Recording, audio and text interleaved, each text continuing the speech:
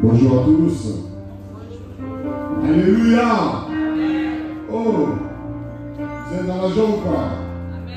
Est-ce que vous êtes dans la joie? Est-ce que vous êtes dans la joie? Que chacun manifeste sa joie comme il veut.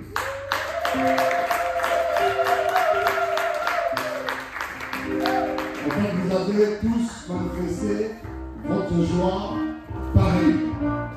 Alors que chacun manifeste sa joie différemment à l'autre.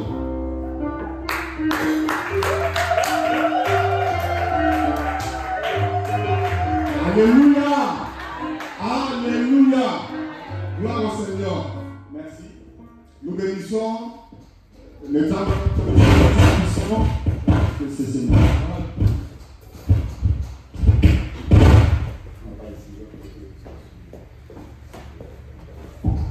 Amen. C'est le cas. Gloire au Seigneur. Alléluia. Nous bénissons l'Éternel notre Dieu Tout-Puissant pour sa grâce, pour cette journée agréable qu'il nous a donnée.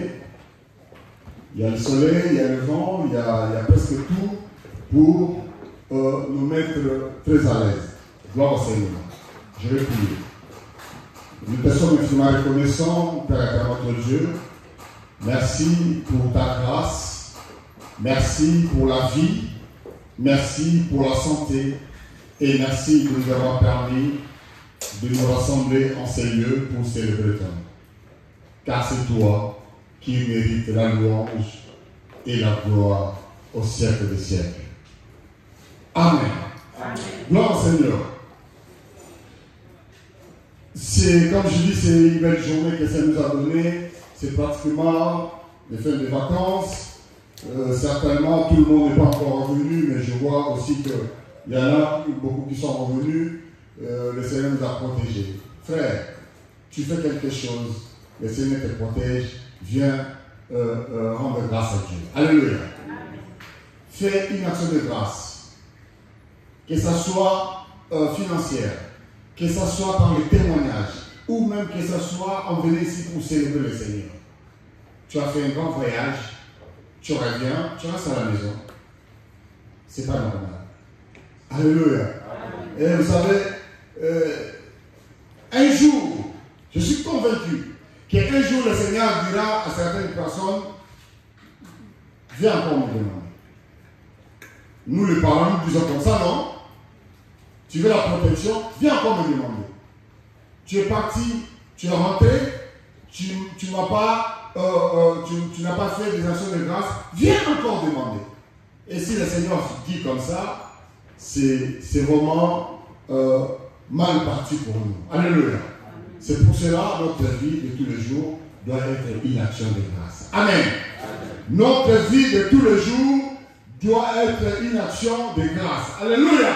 Amen. Tout ce que Dieu fait doit être le sujet d'action de grâce. Voilà. Aujourd'hui, nous allons parler des textes. J'ai entendu les hommes de Dieu qui ont prêché précédemment, ils ont tourné tout autour de ces textes et je bénis Dieu de la manière dont les textes, les enseignements ont été développés. Et pendant ce temps, je regardais, je lisais.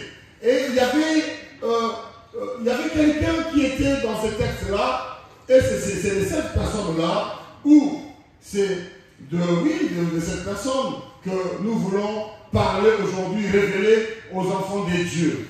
Dans Jean chapitre 10, verset 12 à 13, nous allons tous lire. Je vu que nous avons perdu nos habitudes lorsque nous lisons la parole de Dieu. Jean chapitre 10, verset 12 à 13. Vous avez trouvé? Oui. J'ai lu au nom de Jésus. Mais les mercenaires, qui n'est pas le berger et à qui n'appartiennent pas les brebis, voient venir le loup, abandonne les brebis et prend la fuite. Et le loup les ravit et les disperse.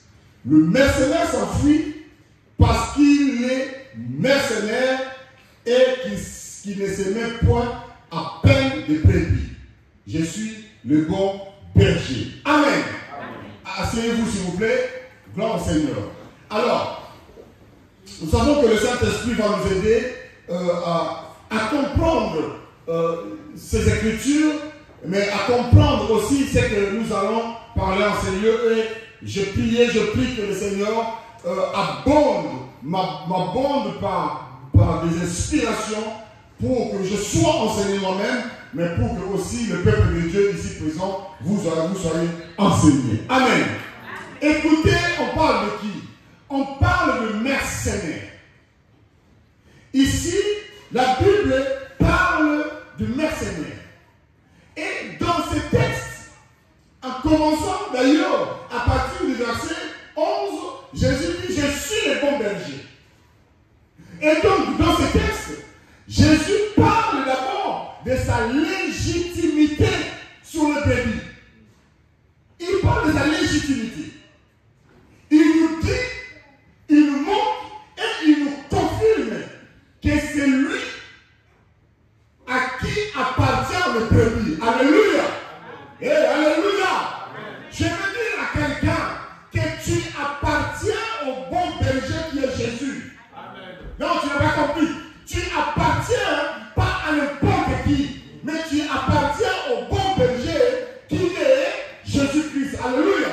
Amen. Et Jésus ici, je dis, il montre que c'est lui le bon berger. C'est lui. C'est à lui qu'appartient tout le brebis, mais aussi pas seulement qui est le bon berger, pas seulement que le brebis lui appartienne, mais il prend aussi soin de ce brebis. Alléluia. Amen. Et même dans ce texte, qu'est-ce que nous voyons? Nous voyons, Jésus nous démontre la différence des agissements qu'il y a entre lui et le mercenaire. Il montre la différence. La différence c'est quoi? La différence c'est que lui, il va aller plus loin pour sauver ses brebis. Il va aller plus loin pour protéger ses brebis. Et d'ailleurs, Jésus est allé jusqu'à la croix pour ses brebis. Alléluia. Mais il n'est pas seulement allé à la croix, mais il est mort pour sauver ces brebis que nous sommes. Tu dois être content. Tu dois être heureux d'appartenir à Jésus. Amen. Alléluia. Amen. Ça doit être un sujet d'action de grâce pour toi tout le jour. D'être content de dire oui, j'appartiens à Jésus. Oui, je suis l'enfant de Dieu. J'ai été racheté par le sang de Jésus. Oui, la Bible nous montre que tous ceux qui l'ont reçu et tous ceux qui croient à son nom, il a donné le pouvoir de devenir qui? Enfants de Dieu. Alléluia. Donc nous sommes les enfants de Dieu. Parce qu'il y a le bon berger qui est allé sur la croix, qui est mort pour nous sauver. C'est pour ça que nous devons toujours être heureux et être toujours contents. Alléluia. Jésus est le bon berger. Il prend soin de nous. Mais il parle de quelqu'un. En parlant de cette personne, il nous montre que il y a quelqu'un qui n'est pas le berger, mais qui essaie de détourner le berger, qui essaie de ravir le brebis, qui essaie de prendre le brebis en otage. Et cette personne-là, c'est le mercenaire. Est-ce que Jésus dit son nom? Mais il appelle qui? Mercenaire. Alors, ça veut moi, quand on voit, on dit mercenaire. Bon, est-ce qu'il y a eu le diable? Non. Il y a dit qui? Mercenaire. Mais il faut comprendre. Quand je dis mercenaire, je ne sais pas, vous qui n'avez pas encore lu ce verset, vous comprenez à qui Jésus parle? Pardon, de qui Jésus parle? Non, n'est-ce pas? Pour vous, le mercenaire. Mais qu'est-ce que le mercenaire vient faire là? Mais c'est qui le mercenaire? Qu'est-ce qu'un mercenaire? En fait, selon la Rousse, un mercenaire c'est qui? C'est juste un soldat qui est recruté pour combattre aux côtés d'un gouvernement. Les termes, c'est le terme, comment ça s'appelle? C'est le terme militaire. Ils sont recrutés partout. Il y a des mercenaires qui sont renommés, qui sont réputés et qu'on les recrute partout. Et ces mercenaires-là ne travaillent que pour l'argent. Pardon? Ils ne travaillent que pour l'argent. Un soldat du gouvernement peut aller à la guerre, même sans être payé. Mais un mercenaire, tu ne peux pas l'envoyer à la guerre sans être payé. Lui, il a un but. Et son but, c'est pécunier. C'est l'argent tout court.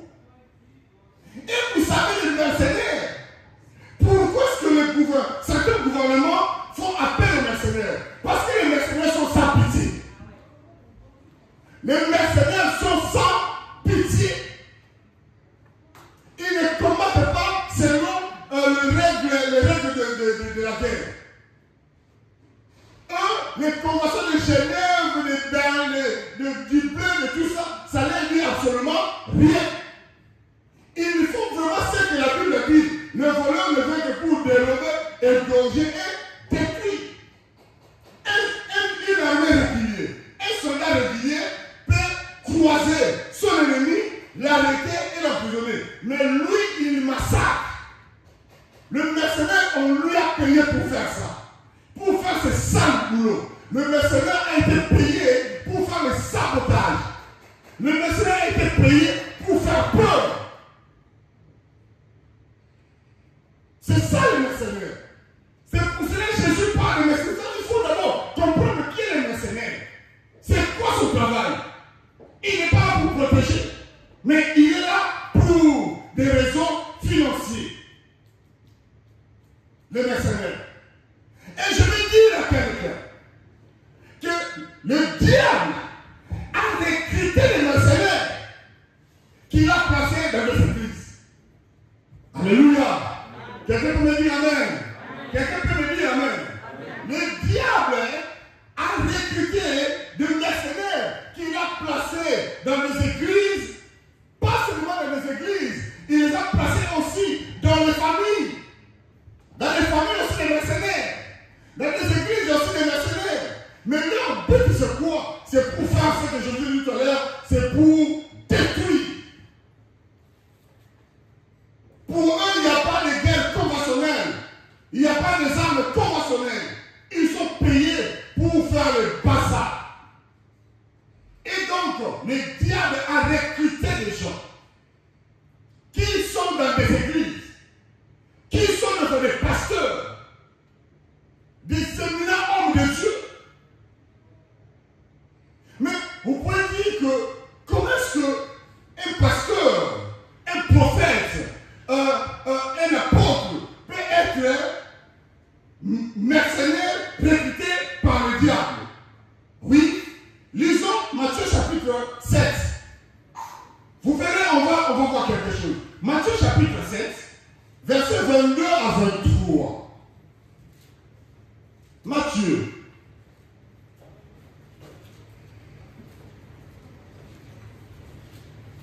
Chapitre 7.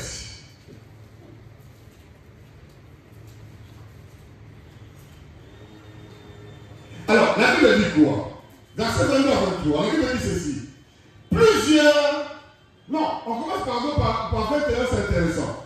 Ceux qui me disent, Seigneur, Seigneur, n'entreront pas tous dans le royaume des cieux. Vous comprenez? Là, on parle d'abord de tout le monde. Hein? Tous ceux qui me disent, Seigneur, Seigneur, n'entreront pas tous dans le royaume des cieux.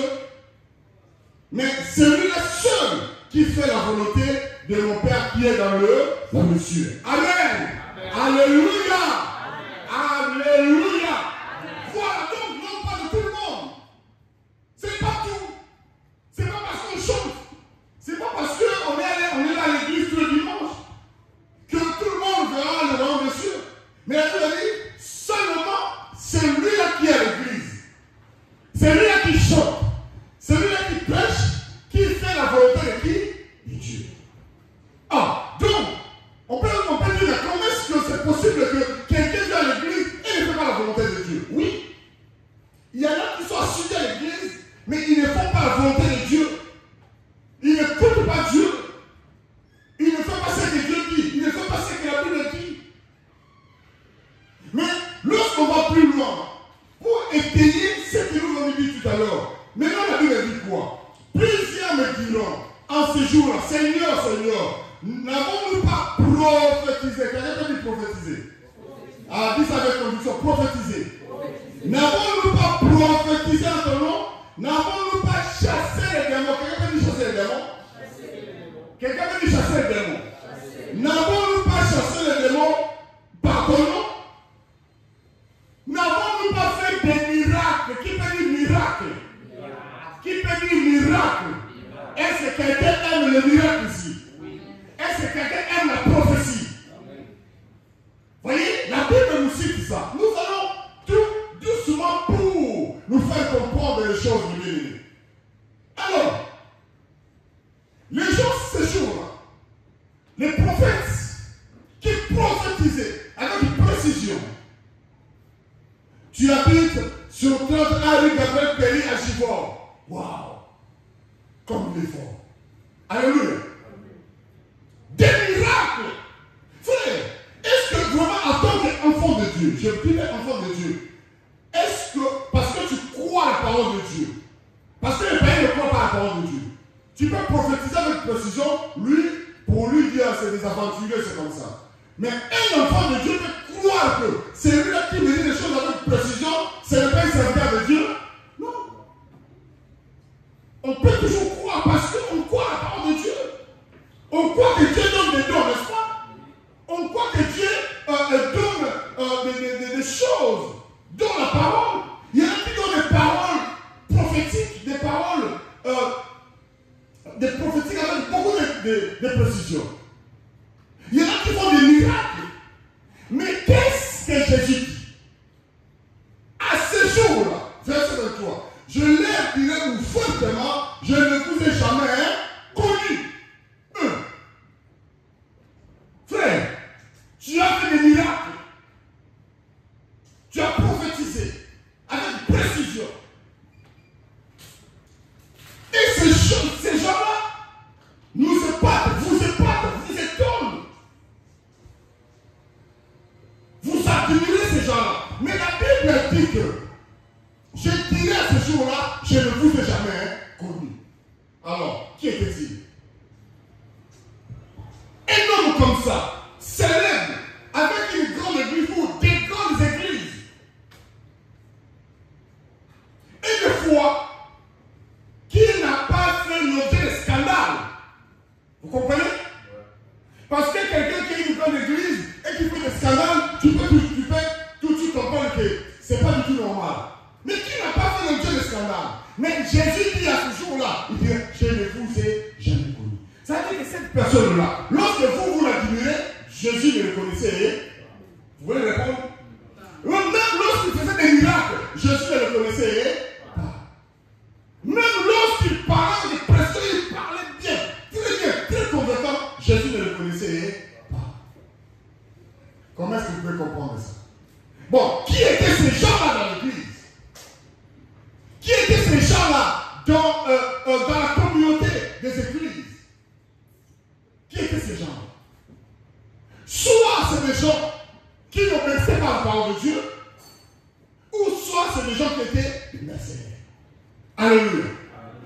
Voilà, c'est pour ça que nous pouvons comprendre qu'il y a des mercenaires, mes frères, qui sont dans les églises, qui sont là. Mais c'est quoi l'objectif des mercenaires?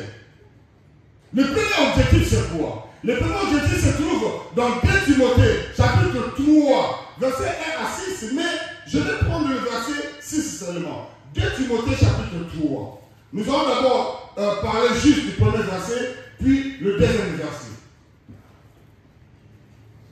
2 Timothée, chapitre 3. Le premier verset, la Bible dit, sache que dans les derniers jours, il y aura des temps difficiles. Alléluia.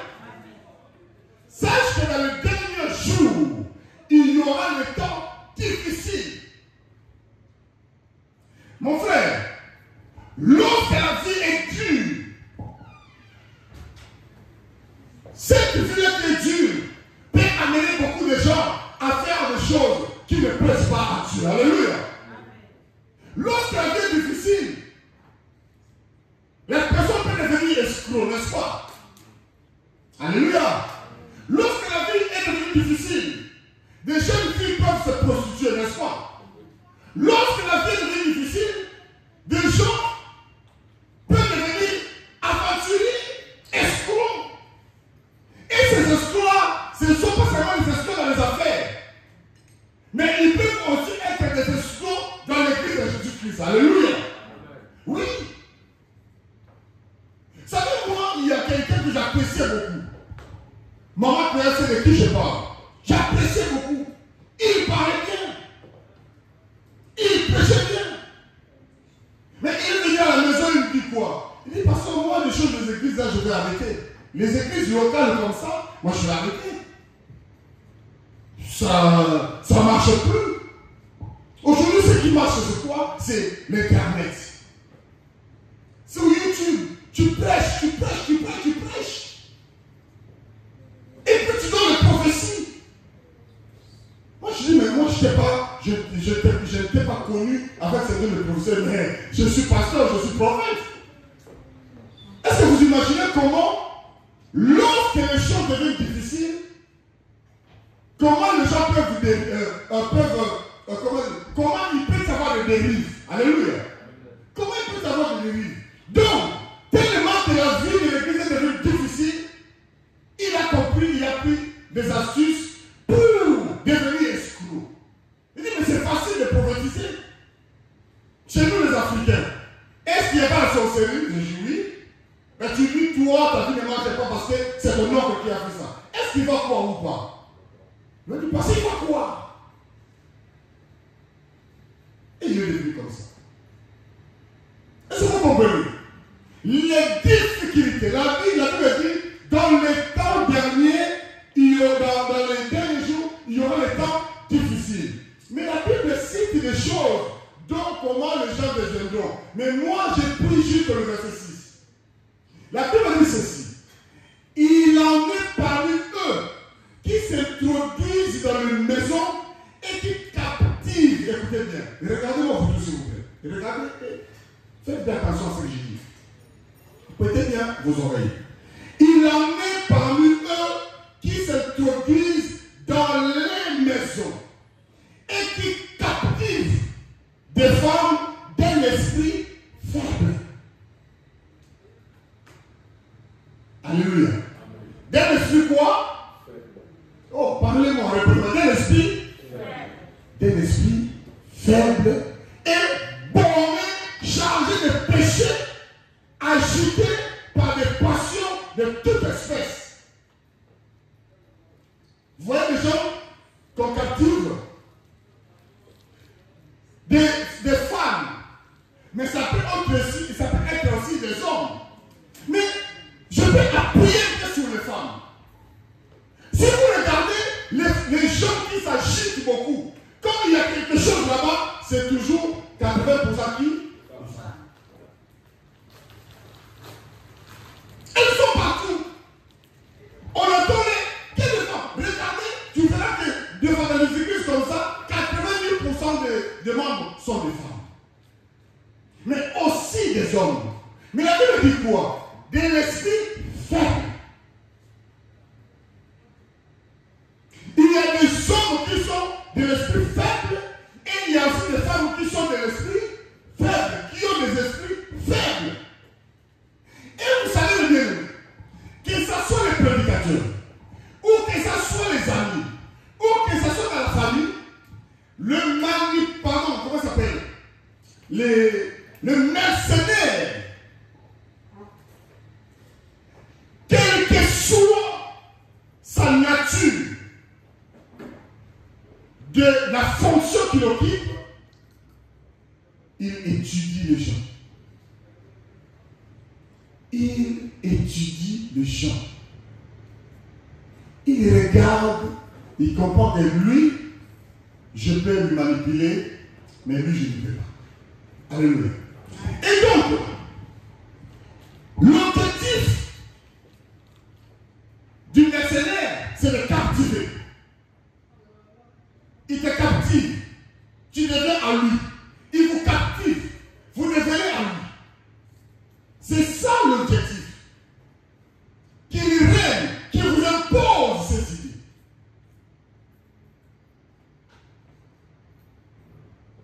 Mais l'objectif, c'est de vous tourner contre votre Dieu, contre votre famille, contre vos parents, contre votre père, contre votre mère, contre votre femme, contre votre mari. Mais ça se fait par la manipulation. Oui, le mercenaire, c'est un manipulateur, il manipule. Regardez avec Ève. L'objectif c'était quoi? C'était de faire désobéir la parole de Dieu. Alléluia. Le mercenaire c'est ça, de te faire désobéir, de détourner ta foi. De détourner ta foi. Que tu n'obéisses plus à Dieu. Que tu n'obéisses plus à ton pasteur. Que tu n'obéisses plus à tes parents. Que tu n'obéisses plus à ton mari. Ou que tu n'aies plus l'amour envers ta femme. Et ils viennent avec les paroles. Et ça t'est venu comme ça, le diable. Dieu a-t-il réellement dit? Mais l'objectif c'était quoi? C'est de mettre le doute dans sa tête. C'est ça ce que fait le mercenaire, le manipulateur, de mettre le doute dans ta tête, dans ton esprit. Dieu a-t-il réellement dit? Si vraiment il obéissait à la parole de Dieu, est-ce qu'Ève devait réfléchir? Non. Ève était d'un esprit faible et il a été captivé. Comment ça se fait que tu es là depuis plusieurs années? Tu écoutes la parole de Dieu, mais on peut détourner ta foi facilement. On peut détourner tes pensées facilement. Facilement.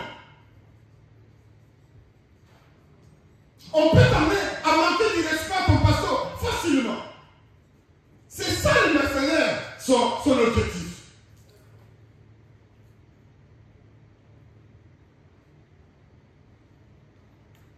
Regarde-toi. Tu es d'un esprit faible ou pas? Tu es manipulable ou pas?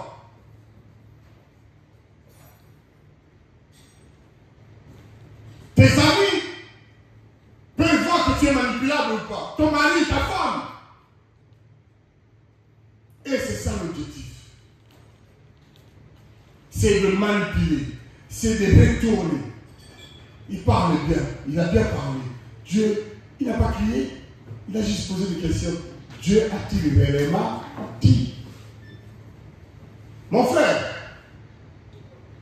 écoute la parole de Dieu et maîtrise la parole de Dieu en toi. Alléluia. Que la parole de Dieu habite abondamment. Quand la parole de Dieu habite abondamment en toi, tu ne seras pas séduit. Tu ne seras pas séduit. Et on peut comprendre facilement les mercenaires. Les mercenaires, c'est ceux-là qui te disent, viens chez moi si tu viens, et ratakaté, ça ne rate pas, viens chez moi, la guérison totale, viens chez moi. Non, il n'y a pas chez moi. L'église ici, c'est chez moi. L'église, c'est chez moi. Non, l'église, c'est la maison de Dieu. Quelqu'un, quand il vient dans la maison de Dieu, il y a la présence de Dieu. Des fois, on n'a même pas besoin de prier. Tu es saisi par la présence de Dieu et tu es guéri. N'est-ce pas? Tu es saisi par la présence de Dieu et tes problèmes sont résolus. Des fois, on n'a même pas besoin de prier parce qu'il y a Dieu. Si tu vois quelqu'un qui s'achète, qui se vend, moi, c'est pas lui. C'est quelqu'un qui a derrière lui. Et celui-là, c'est pas Jésus. Alléluia. Frère, si tu commences à voir, viens chez moi, ton pasteur là, il n'a pas de puissance. Ton pasteur là, il ne prêche pas bien. Moi, chez moi, je vais t'élever. Si tu viens chez moi, tu seras tout de suite prédicateur. Non, celui-là, c'est un mercenaire. Et des fois, dans les églises, on a des gens des frères vraiment, mais qui manipulent notre frère pour le détourner de leur foi. Ça fait quoi? Mais tu es jeune. Et ça fait quoi si tu fais ça? Maintenant, vous écoutez la parole de Dieu, mais lui, il dit à l'autre que ça fait quoi? Mais c'est normal. Mais c'est l'église du pasteur. Tu vas donner ces personnes qui vont le manger. Chaque dimanche, tu vas à l'église, chaque samedi, tu vas à l'église pour le pasteur. Non, c'est l'église de Jésus-Christ. Et Dieu payera à chacun selon ce qu'il fait pour son œuvre. Alléluia. Même Dieu payera à chacun ce qu'il fait. Je veux aussi dire vraiment aux jeunes, Même au couple, le mercenaire passe aussi par là. Alléluia. Amen. Mais je ne sais pas, est-ce que quel est le conseil que ton ami te donnera qui sera plus que ce que ton père te donne? C'est quoi? Est-ce que ton ami, il a juste la mort pour toi? D'ailleurs, même ta mère, en t'accouchant, il pourrait mourir, n'est-ce pas? Ta mère n'a pas dormi, ton père n'a pas dormi toute la nuit. Il a tout fait. Mais aujourd'hui, tu vas le désobéir à cause d'un ami qui te parle. À cause d'un vieux qui te parle. Ça, c'est pour détourner. Le mercenaire, c'est ça son travail. Alléluia. Vous savez, comment ça s'appelle? Dans 1 Roi chapitre 13, vous connaissez l'histoire du jeune prophète et du vieux prophète, n'est-ce pas? Non, mais Dieu lui a dit, tu ne retourneras pas par le chemin que tu es parti et tu ne mangeras pas. Mais un vieux prophète vient, moi aussi Dieu m'a dit, frère, si Dieu te dit quelque chose, si une autre personne vient contredire ce que Dieu t'a dit, demande aussi. Parce que Dieu ne peut pas dire quelque chose et renier ce qu'il t'a dit pour aller en parler à une autre personne. Est-ce que vous comprenez? Dieu t'a dit quelque chose. Si c'est Dieu qui t'a dit fais ça, si Dieu ne veut plus que tu le fasses, lui-même il te dira, mon fils, ne le fais plus. Il te dira toi-même. Mais regardez le vieux prophète. Il a causé à plus. Le jeune prophète a dit que Dieu m'a dit ça, Dieu m'a dit ça, je mourrai. Lui, tout ce qui lui concernait, c'est qu'il impose sa pensée. Le mercenaire. Et bien, vous savez, dans tous ces cas, dans tous ces deux cas, qui c'est qui avait perdu? Ève a perdu. Le jeune prophète aussi, il a perdu. Pourquoi? Parce que seulement, ils n'ont pas voulu écouter. Non, ils ont écouté, mais ils n'ont pas voulu garder et pratiquer ce que Dieu leur avait dit. C'est pour ça que la Bible dit, ne vous ébornez pas à écouter. Alléluia. Mais mettez en pratique. Un enfant qui désobéit à son père, à sa mère, cet enfant-là ne verra pas le bonheur. Un enfant de Dieu qui obéit, qui désobéit, à la parole de Dieu ne verra pas le bonheur. Alléluia. Amen. Mais vous savez, je parlais juste plus du côté négatif. Parce qu'il y a du négatif chez le mercenaire. Alléluia. Mais il faut qu'on revienne quand même pour que nous puissions comprendre. Sinon, on va traiter tout le monde de mercenaire. La Bible dit quoi dans 1 Jean chapitre 4, verset 1. N'ajoutez pas foi à tout esprit. Alléluia. N'ajoutez pas foi à tout esprit. Je vais essayer de lire ces versets.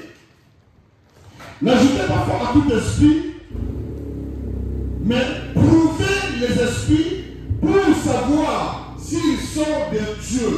Car plusieurs faux prophètes sont venus dans le monde. Alléluia.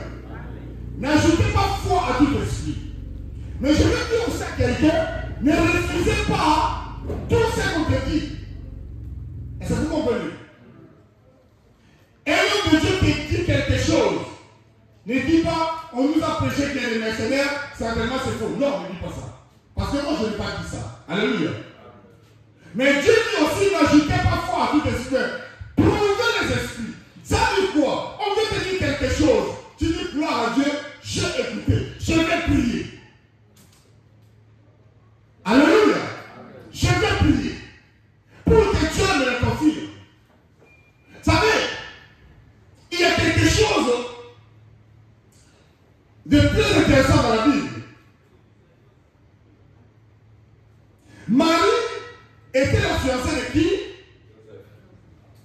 Mais Dieu, normalement, dans l'hiérarchie, pour la venue de Jésus, Dieu devait d'abord parler à qui normalement pour appeler les choses? D'abord à qui? À Joseph. Alléluia. Normalement, Dieu devait commencer à parler à Joseph. Mais Dieu a commencé d'abord à parler à l'intéressé. Mais Dieu sait que si moi-même je ne parle pas à Joseph, il y aura le bazar. Parce que Joseph avait déjà résolu de quitter Marie, n'est-ce pas? Mais pour l'apaiser, pour mettre la paix, parce que Dieu fait toutes choses bonnes. Dieu ne met pas le bazar. Ni dans les familles, ni dans les églises. Non. Dieu ne met pas le bazar. Et Dieu, pour mettre la paix, il est aussi allé voir qui? Joseph. Pour lui dire que ce qui arrive là, ça vient de nous. Et donc, ce n'est pas un péché, tu me dis quelque chose, je vais aller prier. Mais si quelqu'un vient te dire, mais comment est-ce que je t'avais dit? Qu'est-ce que tu dis? Pourquoi que tu ne réponds pas? Non, moi, Dieu ne m'a encore rien dit.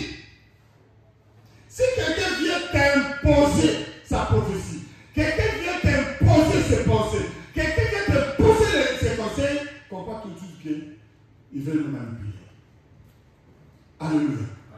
Parce que Dieu parle. N'ajoutez pas foi à tout esprit, mais éprouvez les esprits pour voir s'ils sont de Dieu. Pourquoi Dieu le dit? Dieu le dit parce que Dieu sait qu'il y a plusieurs prophètes qui sont venus, plusieurs mercenaires qui sont venus, juste pour nous donner la possibilité de discerner ce qui est de Dieu et ce qui n'est pas de Dieu tout court. Oui, Dieu fait toutes choses bien pour qu'il n'y ait pas les bazars.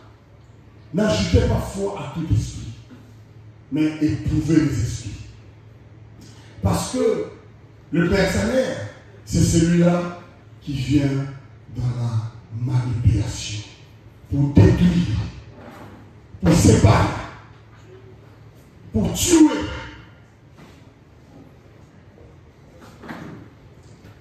Ça vient quelque chose d'intéressant. Pour finir le message, mon thème est intitulé l'irresponsabilité de qui? L'irresponsabilité de qui? L'irresponsabilité du mercenaire. Alléluia. Voyez-vous l'irresponsabilité du mercenaire, c'est quoi? Dans Jean chapitre 10 où on était. Qu'est-ce que la Bible? La Bible a dit ceci, déjà, dans le verset 12. Dans le verset 12. Ah, c'est où là? Bon, je vais revenir. Le mercenaire qui n'est pas le berger et à qui n'appartient pas le berger, voit venir le loup, il abandonne le brebis et il fait quoi? Il profite. Alléluia. Les mercenaires à qui n'appartient pas le brebis. Lorsque le loup arrive, il fait quoi? Il fuit. Non, mais si toi tu prétends être mon conseiller, si toi tu prétends être celui qui me protège, mais lorsqu'il y a des problèmes, restez là, n'est-ce pas? Mais vous voyez mes frères, mes enfants, vous qui êtes là, la personne qui te conseille, qui te demande d'aller à l'encontre de conseils de ton père, de l'éducation que ton père t'a donné, lorsque ça partira, il ne sera plus là. Alléluia. Il ne sera plus là. Il dira quoi? Lorsque l'enfant dira, mais c'est lui qui m'a dit ça, lorsque vous irez chez la personne pourra dire quoi à peu près? Qu'il n'est pas un enfant. N'est-ce pas? Non, mais il n'est pas un enfant. Est-ce que moi je lui ai obligé? Est-ce que moi je lui ai pris à la main? N'est-ce pas qu'ils disent comme ça? Voilà. Mais il peut assumer, oui, c'est moi qui lui ai demandé de faire ça. Mais non, les mercenaires n'acceptent pas. Lorsque tu vas aller vers cet homme-là, qui va te demander l'argent, quand tu vas te brûler, il va dire quoi? Non. Je n'ai pas pris par la force. Moi, je l'ai juste parlé. Moi, je l'ai juste conseillé. Frère, la personne que tu obéis, le jour où tu seras en difficulté par rapport à ses conseils, il ne sera plus là. Elle ne sera plus là. Alléluia. La personne qui te dit de détruire ton mariage, lorsque parce que tu manipules ton mari tellement, le jour où le mari dit allez, c'est bon, aujourd'hui c'est fini. La personne là ne sera plus là. Alléluia. Ou lorsque ta femme dira c'est bon, je m'en vais. Parce qu'il y a aussi vraiment beaucoup d'amis qui manipulent les hommes. Dis on va boire la guillotière là. La maison là, si on part là-bas, qu'il y ait des problèmes. Toi aussi tu vas boire la guillotière. Tu rentres à la maison désert. Ton mari, ta femme dit arrête de faire ça. Si tu peux arrêter de faire ça. Arrête de faire ça. Ma femme m'a dit arrête de faire ça. Laisse-la tranquille. Le jour où la femme dira que c'est bon, c'est fini, je pars, la personne là ne viendra pas. Mais souvent la personne là est bien avec sa femme à la maison. N'est-ce pas? C'est ça, les mercenaires. Le mercenaire est là pour détruire. Mais Jésus dit, je suis le bon berger. Vous savez, toujours dans, c'est quoi ce micro là? C'est pas vrai ça. La Bible dit, toujours dans Jean 10 là, verset 5, il dit, elles ne suivront point un étranger, mais elles fuiront loin de lui. Alléluia. Je vous dis, mes bien-aimés, fuyez devant le mauvais conseiller. Alléluia. Fuyez. Ah, vous savez, il est dit aussi, fuyez l'impudicité, n'est-ce pas? Donc, il y a des choses dont on ne résiste pas. Quelqu'un qui te donne un mauvais conseil, tu discernes. Un homme de Dieu qui te parle autrement de ce que Dieu t'a dit, ou ce que ton pasteur t'a dit. Vous savez, on parle avec le pasteur et moi. Souvent, nous, on prêche ici, vous n'écoutez pas. Mais les mêmes paroles que moi j'ai prêchées, lorsque tu vas l'écouter, je vais dire, ah, vous savez, le pasteur était là, dit, hein. Mais jamais tu dis que mon pasteur avait dit. Qui c'est qui dit, ah, mon pasteur avait dit, hein, qui? Et je vous le faites aussi. Mais lorsque tu dis, vous savez, pasteur était là, dit. Mais deux fois, ton pasteur l'a bien dit, il a très bien dit. Lorsqu'on vous parle ici, des fois, lorsque ton pasteur te parle, tu n'écoutes pas. Mais comment est-ce que tu peux ne pas écouter ton pasteur qui te connaît, qui prie pour toi, qui gêne pour toi, qui ne se dort pas pour toi, tu n'écoutes pas, mais tu écoutes une autre personne que tu ne connais pas. Et des fois, cette personne, si te donne encore un bon conseil, c'est bien, mais si tu manipules, fouillez. Alléluia. Faites quoi? Oh, parlez ça fort. Faites quoi? Fouillez. Ne résistez même pas. Oh oui, mais appelle-moi demain. Ou appelle. Non, ne m'appelle plus. Frère, moi si je vois quelqu'un qui me conseille mal, vous savez, moi je n'ai pas du mal à me séparer avec quelqu'un. Je n'ai pas du mal. Il suffit que je comprenne que tu me cherches du mal. Ne m'appelle plus. C'est fini. Mais toi tu as honte. Ah, si je dis comme ça, il va dire je suis méchant. Non, il n'y a pas de question. Quelqu'un va te détruire ton mariage, tu dis si je dis non, dis-lui, ne m'appelle plus. Pour finir, lorsque tu vois, bon, il y a des femmes qui vérifient les portables de leur mari, ou les maris qui vérifient les portables de leur femme, nous dans notre maison, ce n'est pas le cas. Mais tu vois quelqu'un a écrit quelque chose de bizarre, très flagrant, sur le portable de ton mari. Tu dis quoi? Non, si je l'appelle, il va dire je suis méchant. Beaucoup de femmes font quoi? Allô? C'est qui? N'est-ce pas que beaucoup de femmes font ça? Ah ben oui, parce qu'ils veulent sauver leur mariage. N'est-ce pas? C'est qui? Qu'est-ce que tu as écrit à mon mari? N'appelle plus à ce numéro. N'appelle plus. Il y a une maman qui rit là. Ah oui, toi, c'est bon. Hein? Ah, non, c'est qui? Ah, j'ai vu que tu as écrit à mon mari. Bon, moi, je ne suis pas jalouse. Hein? Non! appelle-la, dis-lui, n'appelle plus sur ce numéro. Bon, après, je ne vous demande pas d'appeler tous les numéros. Alléluia. Frère, fuis. Ma soeur, je te dis quoi? Fuis.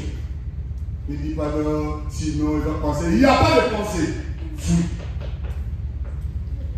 Jésus est le bon berger. N'écoutez pas d'autres personnes. Alléluia. Écoutez Jésus. Alléluia. Écoutez Jésus. Écoutez votre pasteur. Écoutez votre mari. Écoutez votre femme. Écoutez vos parents. Et vous verrez que